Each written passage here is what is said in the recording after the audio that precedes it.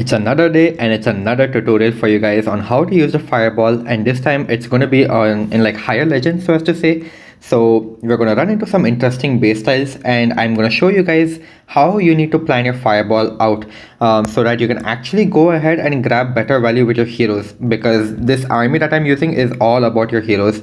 It's a double hero charge in case you guys are new over here, and you can see what I've got on my heroes in terms of their pets and their equipments. My warden is healing now, so let's just go to the blacksmith, and you can see, of course, the rage gem and the fireball itself. So yeah, we're just going to go through some attacks that I've done along with some tutorials on how you need to identify your fireball value and accordingly move on from there. So let's just get into some attacks. So we're going to start with a diamond style base over here, and we're going to try to figure out where we need to fireball on this base. So there are already a few hotspots on this base I'm sure you guys can pick out, and you can see like this area over here is just very stacked. So if we get a fireball on maybe the eagle artillery, for example, we could probably go ahead and wipe out a lot of this base, and it's actually a very easy place to start our warden charge as well, especially with that angry jelly. So I know that's what you're probably thinking, right? Like, this is just the obvious spot for the fireball over here. But I'm gonna provide an alternative to this, and that is actually going and just getting a fireball on the town hall for only this much value. That's right, I just want the invis tower and the monolith. I don't need anything else. And why I'm saying this is because maybe you guys didn't notice, but there's nothing protecting a flame flinger in this area. So I can actually very easily go ahead and get a flame flinger to just wipe out most of this area for me, if not all of it, especially considering that we still also have the yetis inside the flame flinger as well. So we're just gonna go ahead and play this attack and just see how we can kind of play it by ear, and then just do one thing after another. And you can also see how I execute everything in a phase-wise fashion, and just go to show you guys, like, this is a very strong army. It just allows you to split up your forces where you need them most. And as I was saying, I started the warden charge on the bottom. He's got the angry jelly on him. He will do his thing. And you'll also see I just dropped a few barbarians at the top of the base to just go ahead and scout for Teslas if there were any, and we managed to find one. So already a very good start for us. And now we just need to chill for a bit, let the warden like grab the multi-inferno. I'm just going ahead and doing what you're supposed to be doing to just reduce the damage on the warden. Nothing too serious over here. And yeah, Flamefinger is also doing its thing up top. Nothing at all that we need to worry about. Just let the warden chip away for a while. I'm not going to go ahead and use the fireball just yet, because exactly for this reason, like, I'm not sure if there's going to be Teslas in the area, especially when the angry jelly detaches. When this pet detaches, it goes a bit ahead of the warden and goes ahead and scouts for random Teslas, traps, things like that. So you can never be careful enough. Just be absolutely sure that the warden will be able to go ahead and grab the town hall using the fireball. And you're also going to see, like, I just used that invis spell as a precaution, and that's about it. We managed to grab most of the town hall compartment down. I'm just going to give one invis and one rage to the warden, and he's going to easily finish the town hall off and move on. And yeah, this is also important. I noticed he's going to start moving to the right on this base over here, and we've created a hole right over here. So the most natural position to allow your warden to keep getting value while starting the rest of your attack is to just start your queen charge from somewhere on the opposite side of the base. So there are some exceptions to this, but for now, you can assume that this is the rule that you should follow. Just naturally start the queen charge away from where your warden worked upon, and you can easily just go ahead and get most of the base down in this fashion. So it's just a very natural order of things. Like, your queen, your king, your royal champion, everybody's going to be able to go ahead and just grab the entire left side of the base, while your warden just solo charges the entire right side of the base. Like, he's just a walking weapon. There's nothing that's going to be able to stop him. He has the range. The walls don't matter to him. It's just amazing for him. So yeah, you can see, like, this base is just very easily getting converged, and we are going to be able to 3-star this one pretty easily. The flame flinger dealt really solid damage to the top of the base that I was talking about, and yeah, I even used only one of my earthquakes, so I can just go ahead and throw that one last earthquake on this area to just soften up the buildings a little bit, and might as well just throw the rest of my resources and pop that hog puppet. Yeah, that was a simple 3 star. Once you understand, you don't need to always be very, very greedy. Sure, I'm not saying that you shouldn't have used the fireball over here. That is also a viable solution. It's just that it's a matter of convenience, right? Like if you can get the town hall down at the beginning and my flame flinger can get this area out anyway, why not just go ahead and do it? Usually that area with the monolith and the invis tower behind the town hall becomes very difficult for a queen charge. So if I had used the warden over here, having to if I had to queen charge this area, I would have most likely lost my queen. Very honestly, I would have most likely lost her through her ability or something, I don't know. But if there's a way to make life easier, just go for it. It's just very, very simple. And yeah, that's, I guess, an example of not being greedy, and we'll go into one more example of doing the same. Alright, I've already given you guys a hint. Don't be greedy. Your fireball is more than capable of setting up the base without even being greedy for it. So once again, you're probably thinking this area over here is just amazing value for a fireball. It's a rage tower with two other major defenses, and like it's just insane value, right, for a fireball. But you know what, there is a better way of doing it. I just noticed, like, okay, this area is just super compact, so there's no reason for me to really dedicate my fireball over there. Instead, I can use my fireball on areas that are rather difficult to reach for the rest of my heroes. And you're going to see I'm going to do something very interesting on this one. I'm not going to mention it to you guys just yet, but we'll just watch it together. So I'm just going to forward to the beginning of the attack, and it should begin anytime soon. I think I took the entire 30 seconds. Okay, here we are. You can already see the idea. I am planning on getting a fireball on the scatter shot, I think, and you guys can already guess what that's going to do. Getting the fireball on the scatter shot is going to erase the multi inferno, the eagle, and the clan castle. Although I will admit I made one major mistake on this one, and that is when you have to fireball the eagle artillery, you need to use 2 earthquakes, not one. And the builder actually managed to heal it up, and I was just a little late on getting the second earthquake down. So you know what, not bad at all. Also remember, the fireball damages air troops as well, and yeah, just take advantage of that. So even if it was like a ice golem CC or something, even if you pull the troops out, even if it was like rocket balloons or something, they would have instantly died right over there. So that is a very easy CC kill one way or the other for us, and you can already see exactly what I'm doing over here. I'm making sure that the king manages to get use from the warden's rage aura as well, on top of using the king's giant gauntlet to get rid of this entire area. So it's like I'm still using the warden, but I'm also making sure that I can get more value from my king through the warden's rage aura. And I'm gonna obviously couple it up with my royal champion and a couple of super barbarians to go ahead and just clean house on the outside of the base. And as I was saying in the previous attack, since my warden created a hole over here and is moving on to the right like this with the rest of my heroes, it's only natural to start a queen charge exactly where he left off, in the opposite direction. So that's just the phase-wise action that you guys need to really look at on this attack. It's a very simple attack once you get the hang of it and identify fireball value correctly.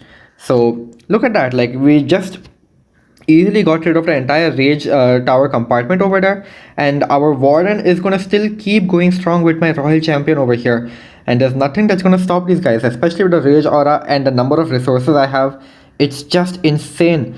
The queen also has a very free town hall kill on this one, and don't forget, even if the royal champion is gonna be like low health or something over here, the hog puppet with the rage aura, it's just completely game changing. You can dish out so much damage so quickly with this build, and it's just amazing. Like you can also see I use my siege machine so late into the attack, that drill, and I'm just tossing the rest of my resources in. Like I really don't need anything more. The base is crushed, and this is all despite of not getting the eagle artillery at the start to begin with. So yeah, it's just it's just a very simple army once you get the hang of it and identify the fireball value correctly. You don't have to be greedy all the time. And if you want to be greedy, just start thinking in terms of access to your heroes. Start thinking of ways in which you can make life easier for your heroes and easily rotate around the base without spending too much of time on it. So yeah, that's I think the biggest tip I should give you guys for all fireball based attacks. You don't always have to go for great insane value. Just go for something that makes life easier for your heroes and easily sets the funnel up, and you are good to go. So yeah, we'll just move on to some more bases for you guys. Let's just do that. Anti 2 slice setup this time. We've got a double poison as well, and this is actually a very toxic base for this kind of army, because all the heroes are concentrated in the core of the base, and resource management can get very tricky. So just pause the video over here right now and take some time to figure out where you need to place your fireball on this one, considering everything I've given you guys. Remember, you don't need to always be greedy, and just give it some thought. But I'm going to go ahead right into the tutorial for you guys, since you would have paused the video anyway, and let's just think about it, right? So obviously the most ideal fireball value for maximum greediness would be to fireball the town hall itself, but we all know that's going to take forever. I don't have enough invisibility spells to redirect a fireball to the core, and it's just a lot of trouble, right? Like, obviously I would love to blow out the entire core, but that's not going to happen. Like, it's just not feasible with a legend army, so as to say. You need to have something that can handle all sorts of bases, and that's what this army comp is for. So you can see another detail of what I try to do is I just try to clean the buildings to influence my warden to move away from the top side of this base. And before I even mentioned it, you can already see what exactly happened over here. Don't be greedy. These air defenses over here, they can actually wipe out 3 major defenses for you, and that's a huge deal. It just sets up the funnel once again. It sets up the funnel so nicely, and my warden is also going to be able to go ahead and grab this eagle artillery out super duper early. And you're also going to notice, once again, I'm using the flame finger. This is the one exception to the queen charge rule that I was talking about in the first attack of this video, where okay, usually I say things like warden going over here, okay, go ahead and queen charge over here. But sometimes you can drop a flame flinger in the opposite direction of where your warden is going, and that can also go ahead and grab some very free value for you without needing to spend any spell value at all, and that is a huge pickup for us. So once again, just a tip for these kind of attacks, because this is the most difficult part of this army now, when you have to use the queen charge and the warden charge on opposite sides of the base like this. So more or less the plan is warden is charging along this direction, flame flinger is doing what the queen charge usually does, which opens up my queen charge to go further down from where the flame flinger is approaching. So it's just as simple as that. Like, if the flame flinger is in charge of this area, have a queen charge to remove the area beside where the flame flinger will be working from, and you're good to go. So for resource management on this kind of double hero charge, because it's the most difficult one, they're literally on opposite sides of the base, and my warden is literally fighting the enemy queen now. All you have to do is just zoom out, sit back and relax, just like this. We are using super vibrations to funnel our heroes anyway, so use as many as you need to push your queen into the compartment that you want to get her into, and it's just as simple as that. After that, it's just a matter of zooming out and just chilling, exactly like how I'm doing in this replay, and you will get the job done. It's not too difficult after that. And yeah, the queen is doing a wonderful job of tanking those ground expos as well, and protecting the flame flinger from taking more damage, so that flame flinger can just keep going and getting more and more value. And once again, it's just a matter of your heroes converging upon the efforts that each one is doing. So now it's like the flame flinger is removing this area, the queen is removing this area, so I'm gonna take the king and the royal champion to remove this entire last bits of the base that are left over here. It's just obvious. So go ahead and get that value, and it's really that simple. Warden is also going to go ahead and grab the town hall out for us, and you can already see this base stands no chance anymore. It is super duper simple.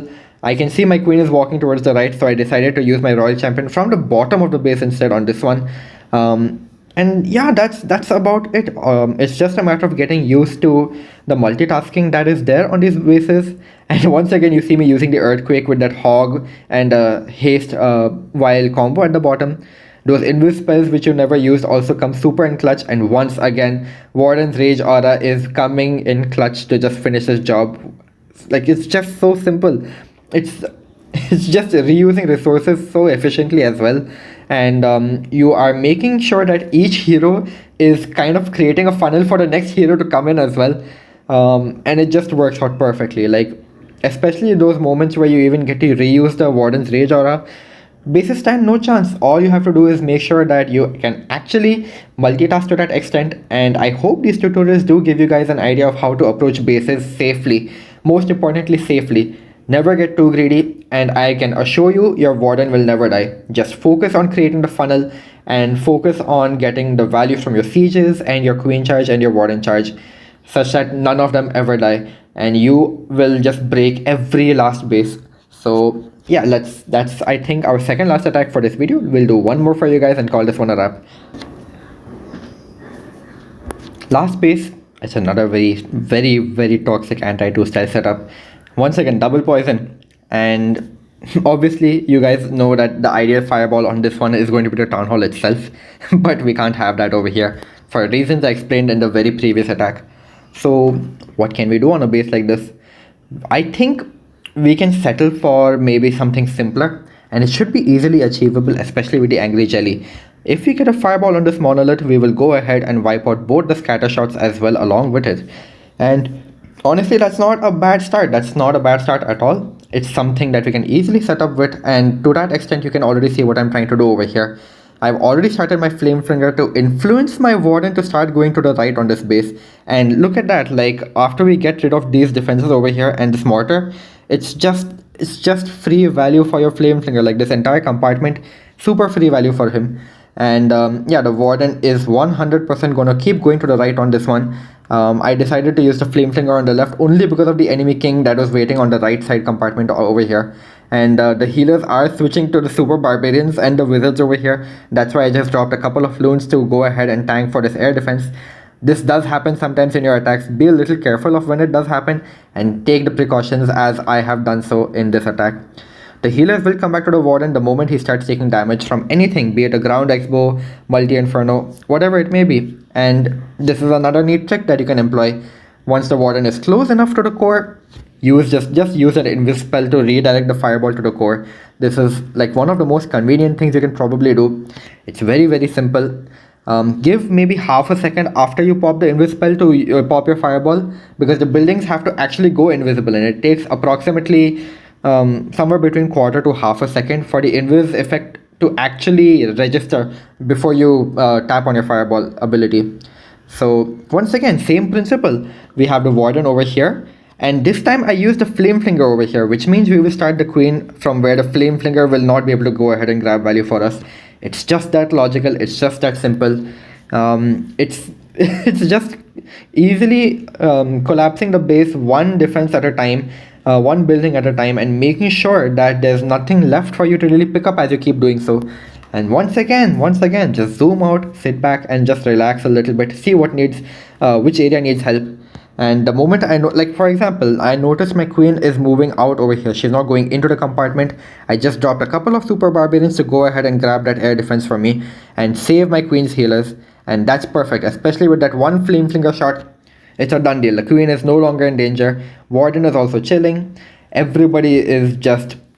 There's nothing to really do. And now I know my Queen is going to go ahead and remove this area. So as I was talking about earlier, your heroes have to come in one after another to help each other out. So King will come in from the top of the base over here to funnel out the top side of the base, and that will encourage the Queen to stay deeper into core over here. And of course, the King with his Giant Gauntlet and his Phoenix ability will ensure that he will provide the tanking that you need for a while and go on to get some value as well. So once again, as I was saying, like just keep zoomed out. Keep it a little zoomed out when you do this more difficult version of the double hero charge, where you have a Flame Flinger coming in instead of the Queen charge. And you might have also noticed I protected my Warden in the middle over here. I gave him an invis spell and now even a rage spell because he's fighting the Town Hall while also going under a ricochet cannon. So ricochet cannon's fire. So that's about it. You can also see how I've just managed to converge on this base super easily. We even used that last earthquake spell on those heavy remaining defenses, and not much left. 2 swag hero abilities, 3 swag spells, and a lot of time as well, if you guys noticed. So it's just as simple as that. Make your heroes come in one after another. No need to rush things. Just let them funnel each other out and get the value that you can so easily get on every base style. And these are a lot of toxic bases that you find in higher legends, and I really hope that a video like this can help you guys with an attack as complicated as this one. So that's about it for me, and I'll see you guys in the next one. Peace.